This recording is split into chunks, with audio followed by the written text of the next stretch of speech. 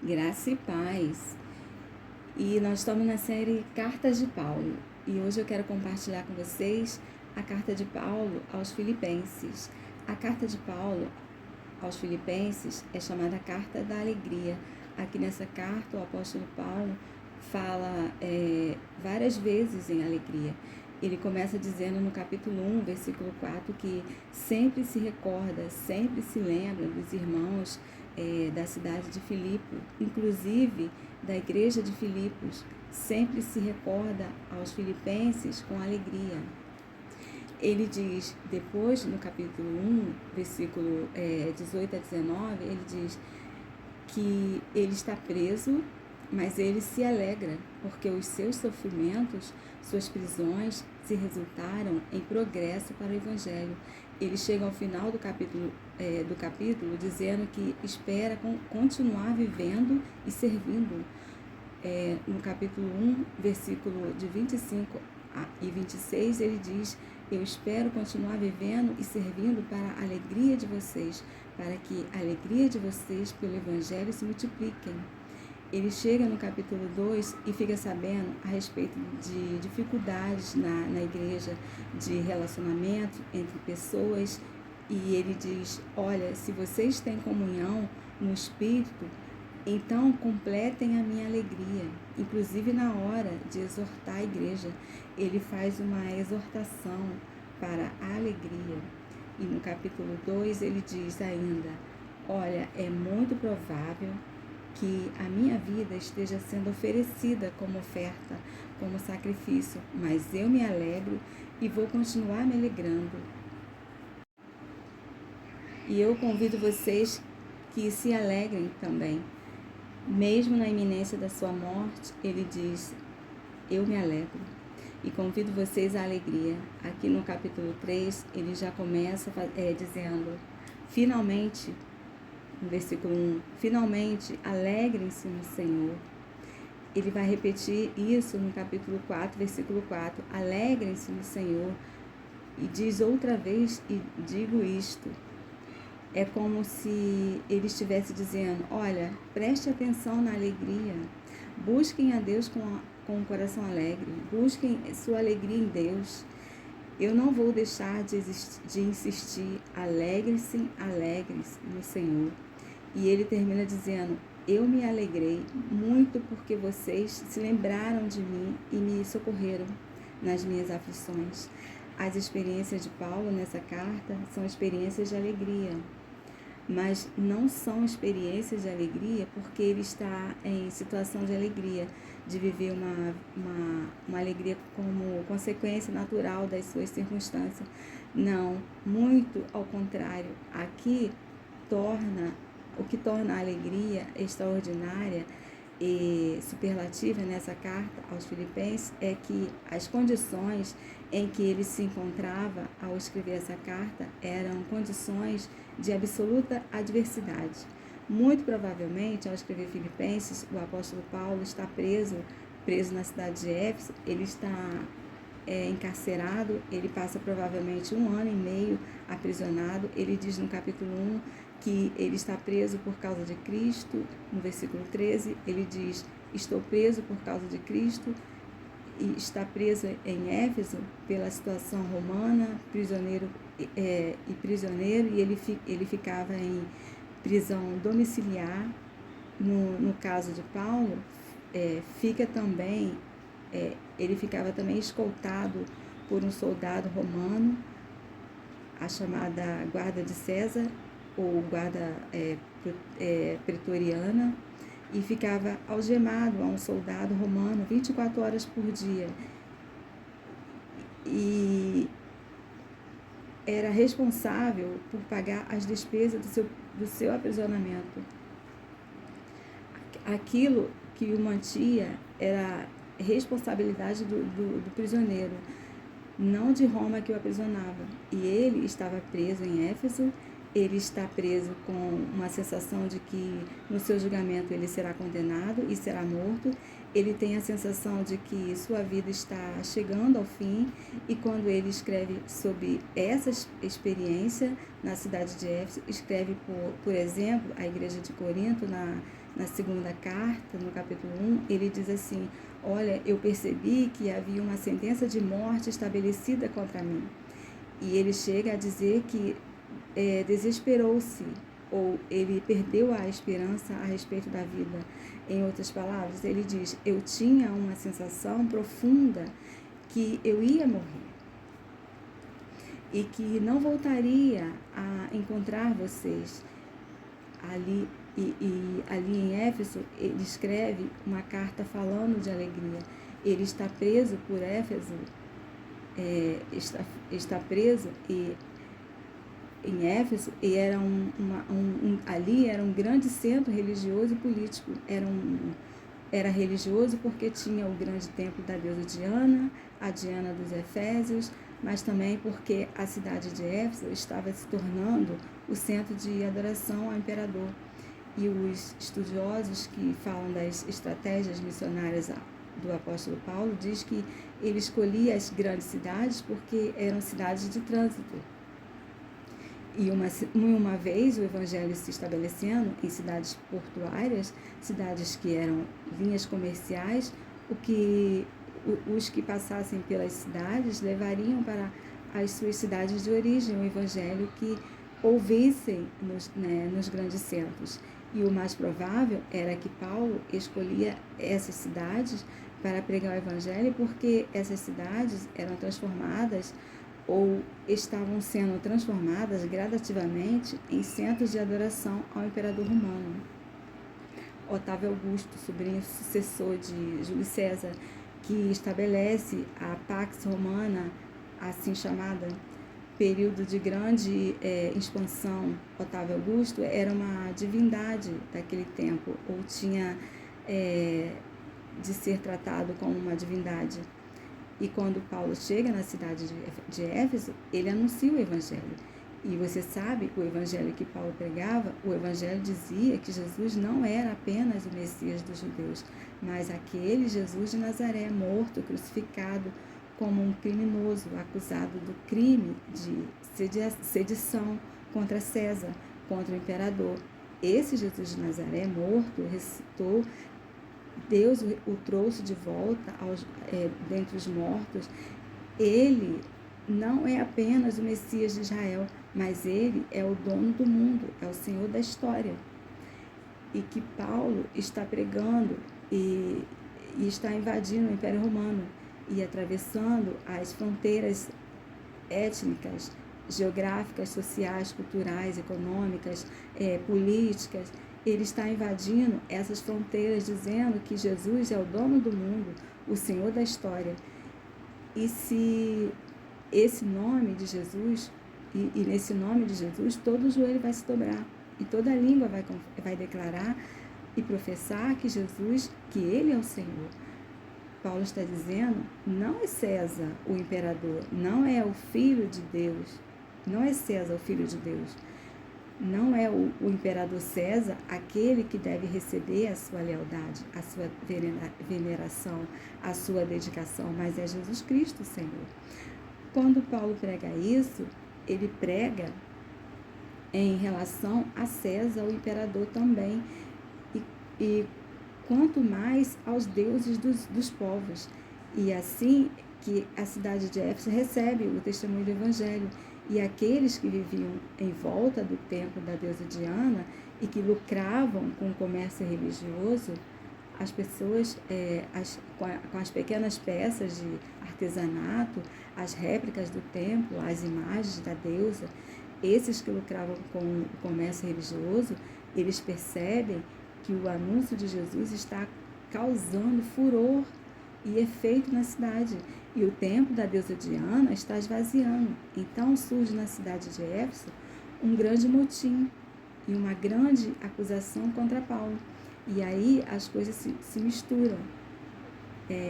Política, econômica e religião.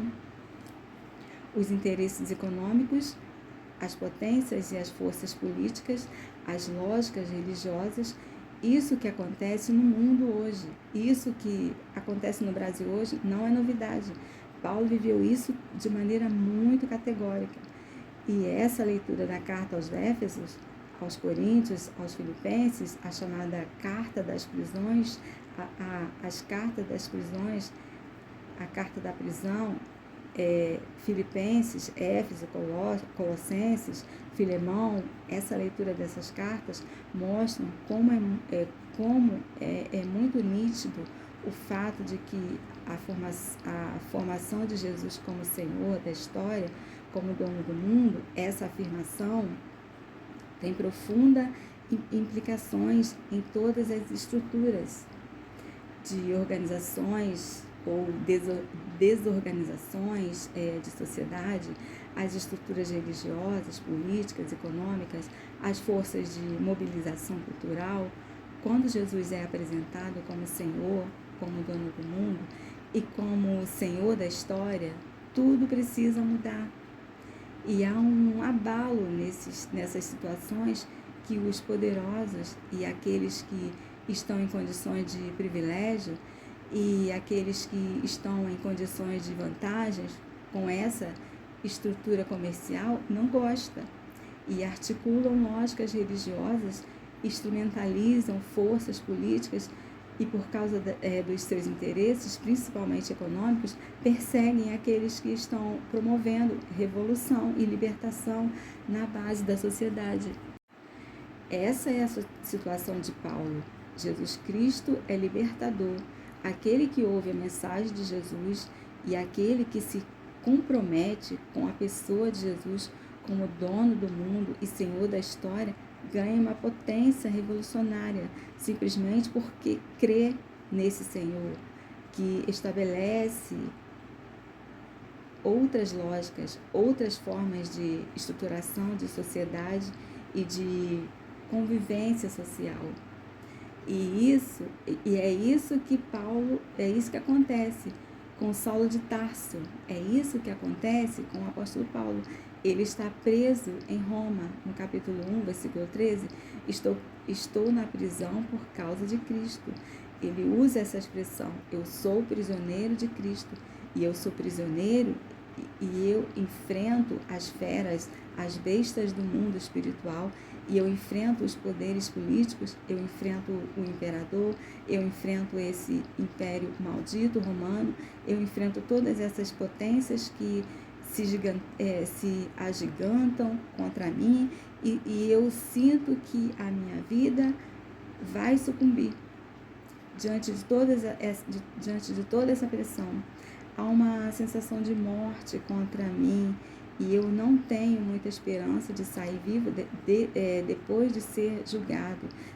Tenho causado tudo que estou, e tendo causado tudo que estou causando com a pregação do Evangelho. Por isso que o apóstolo Paulo, ele está numa situação em que ele chega a dizer, eu me desesperei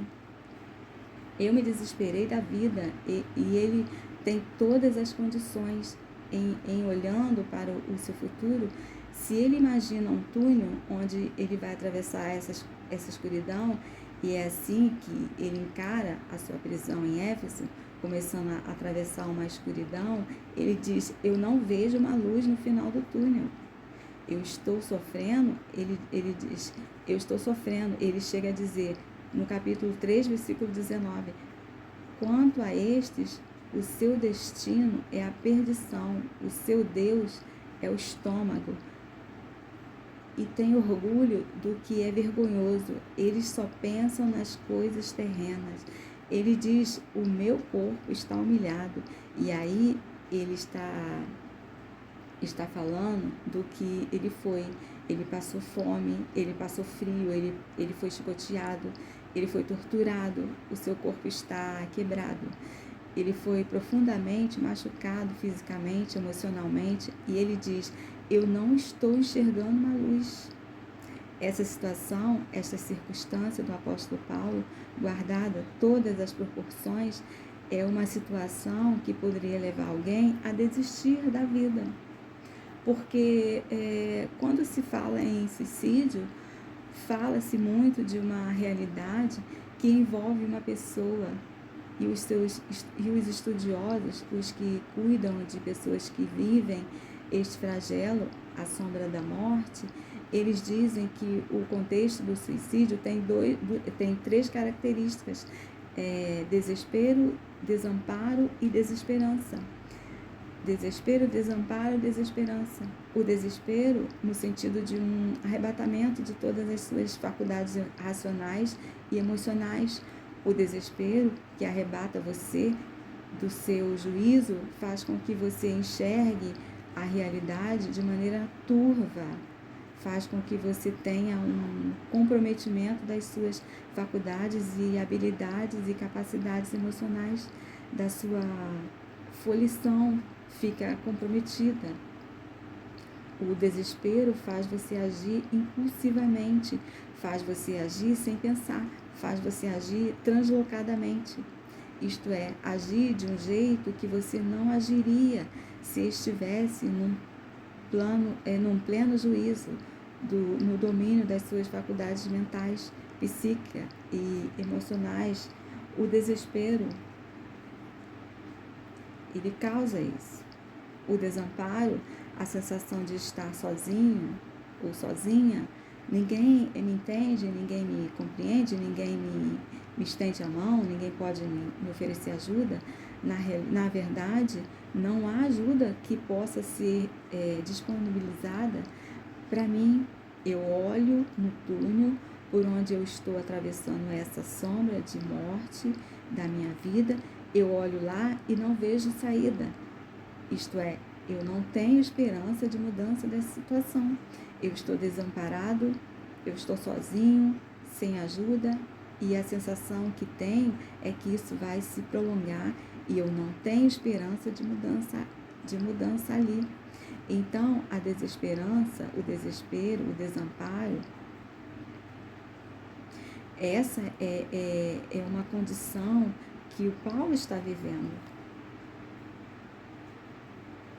Tipo, chegou ao fim, não dá mais, não tem jeito, eu vou desistir, eu vou abreviar o meu sofrimento, eu vou buscar um alívio dando fim à minha vida, porque eu já estou, ele diz escrevendo à igreja de Corinto, as pressões, as tribulações, as perseguições, os sofrimentos, as angústias profundas da minha alma foram além da minha capacidade de suportar. Ele poderia desistir. Sabe por quê? Essa sombra do suicídio é algo muito próprio e na verdade exclusivo dos seres humanos. Nos seres humanos, nós, seres humanos, somos os únicos animais que podem deliberadamente dar fim à sua vida, à sua existência. Isso se deve ao fato que a nossa existência e a nossa experiência de existir não seja determinada, ilimitada pelo nosso corpo físico. O nosso corpo físico não nos define necessariamente, não nos limita necessariamente. E nós não somos uma extensão da nossa existência física. Os outros animais, eles são uma extensão da sua determinação biológica. Nós temos o que a Bíblia Sagrada chama de espírito, fôlego de vida, sopro divino sobre nós. Quando lá no Gênesis, no capítulo 2, versículo 7, a palavra de Deus diz que Deus nos formou do pó da terra e soprou sobre nós o fôlego da vida, e nós somos essa unidade de pó da terra e fôlego da vida, de contingência histórica, mas também abertura para a transcendência. O livro, então, nós temos uma estrutura de ser, digamos assim, que faz com que a gente se abstraia da nossa existência física, como se a gente saísse do corpo e contemplasse o corpo, como se a gente saísse do corpo dizendo assim: nós somos mais do que o nosso corpo. E nós podemos, fora do corpo, numa experiência de transcendência, as nossas limitações físicas. Nós podemos olhar o nosso corpo, nós podemos avaliar as condições do nosso corpo, nós podemos investigar as condições de existência às quais estamos submetidos e podemos deliberar o que fazer com isso. Nós somos seres espirituais com experiências carnais, por isso que nós fazemos toda essa avaliação do nosso corpo e podemos dizer o que fazer com aquele corpo. Nós podemos nos abstrair e tomar decisões e fazer escolhas. E é isso que diz que nós podemos, inclusive, desistir da continuidade da existência física, porque descobrimos que a mera sobrevivência física não é tudo. Não é tudo. E então o apóstolo Paulo vai dizer assim: olha, o meu corpo estava quebrado e humilhado. Eu estou aprisionado, eu estou algemado, eu estou sob tribulação e aflição. E eu quase desisti de continuar a minha vida. Mas quando eu olhei, eu avaliei essa realidade, eu fiz outras escolhas. Ele flerta, inclusive com a possibilidade da morte, no capítulo 1, versículo 23 em diante. Ele diz: olha, eu estou entre duas possibilidades. Eu estou em dúvida entre morrer e estar com Cristo, que é melhor, ou ficar aqui com vocês. E ele está pensando nisso. A minha experiência aqui acaba ou eu permaneço, mas eu escolho ficar, eu escolho isso. E ele começa a falar de alegria. E ele escreve essa carta falando de alegria.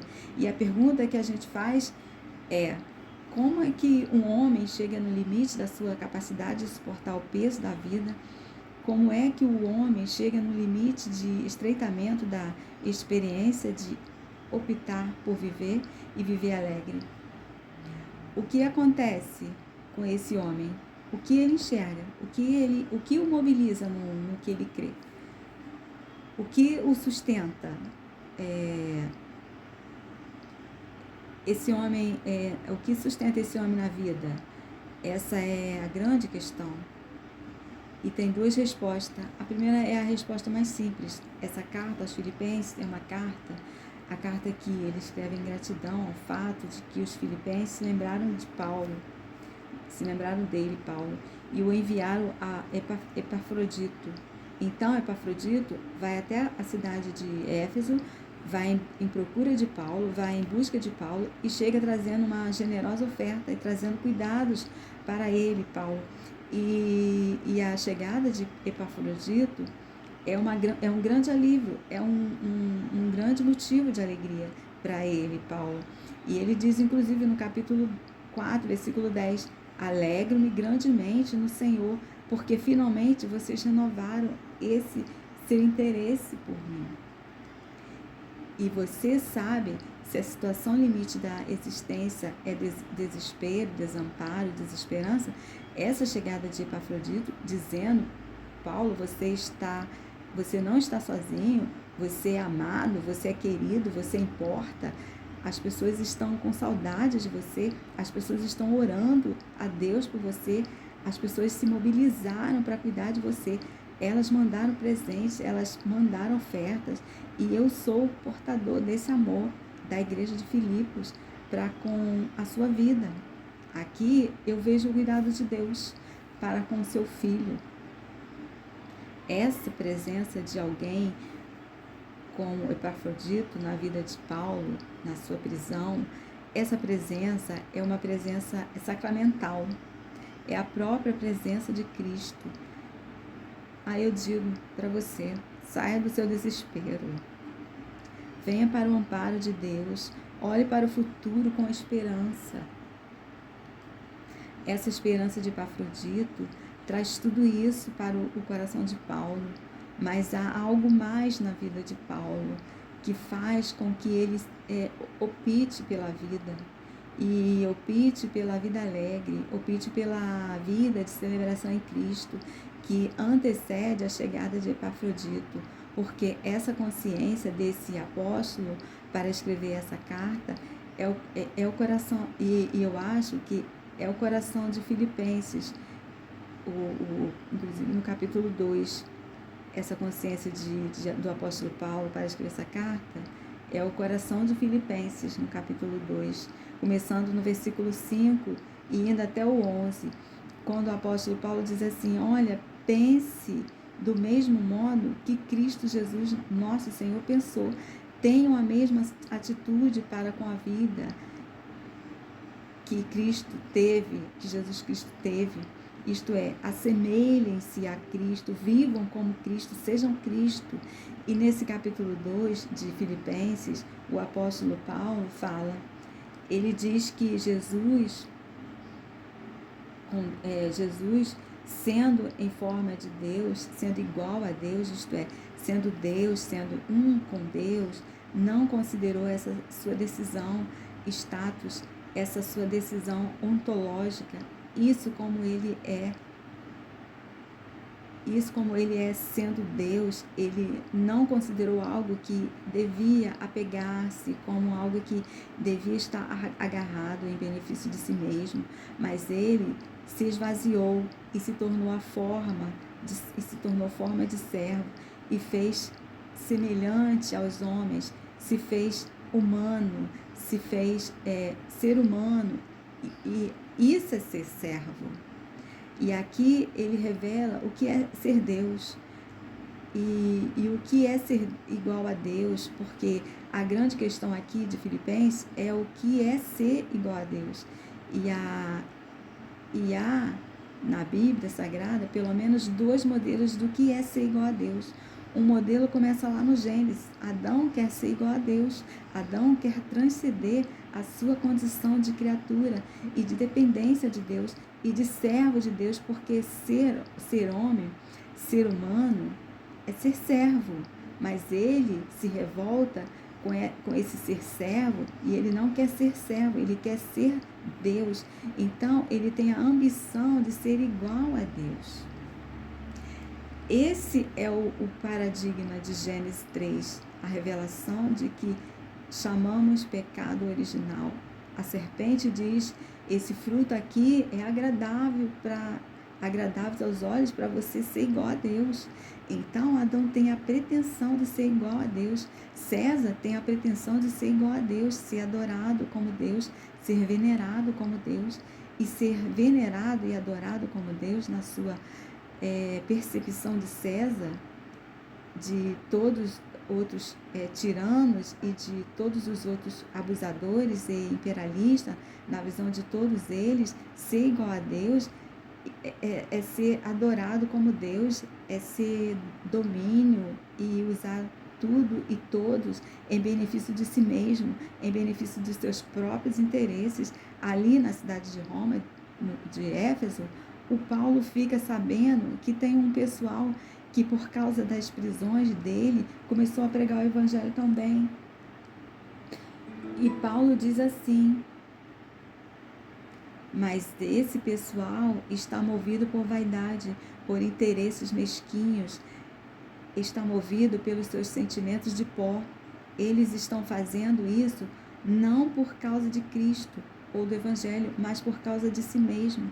Esse egocentrismo que chega às raias. No capítulo 3, o apóstolo Paulo fala: os inimigos da cruz, cujo Deus é o ventre, o que tem como Deus o seu estômago. E é claro que isso é uma referência à serpente do Gênesis. É a serpente que anda com a barriga arrastando no pó. É pó com pó. É o pó da terra que perde a conexão com a dimensão de transcendência, com a dimensão do fôlego da vida, com a dimensão do Espírito soprado por Deus. E busca apenas as coisas terrenas, como diz o apóstolo Paulo aqui em Filipenses capítulo 3, buscam apenas as coisas terrenas, têm a barriga arrastada no pó, porque viraram pó, viraram bichos na pretensão de se tornarem igual a Deus. Se tornaram menos que seres humanos, se perderam na sua humanidade, porque ser humano é colocar-se em condição, em situação de sujeição a Deus para servi-lo. E é por isso que Paulo vai dizer que esses cujos Deus é o ventre, são inimigos da cruz. Eles são o oposto de que a cruz de Cristo revelou. E quando Paulo fala em Filipenses capítulo 2, que Jesus se esvaziou e se tornou ser humano, se tornou servo, foi obediente até a morte e morte de cruz, a grande revelação dessa carta de Paulo é que ser servo é o jeito de ser Deus.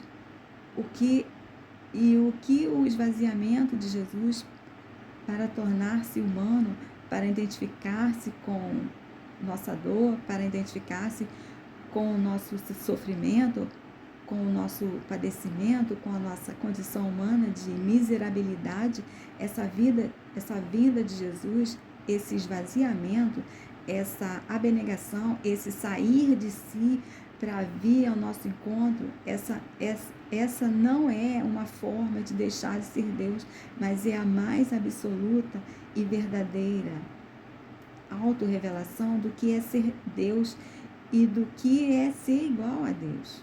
Ser igual a Deus é ser servo. Ser igual a Deus é deixar de viver para si, é viver para o outro, é entregar-se no serviço. É isso que revela Jesus. Ele veio e se tornou servo, e é por isso que ele tem acima de todo nome no céu, tem um nome acima de todo nome no céu, na terra, debaixo da terra. E como se revela esse senhorio? Sendo servo. Como Jesus revela esse senhorio? Esvaziando-se, doando-se. E aqui eu termino essa carta aos Filipenses, que ficou um pouco longa, mas creio que vai ser bênção na vida de todos.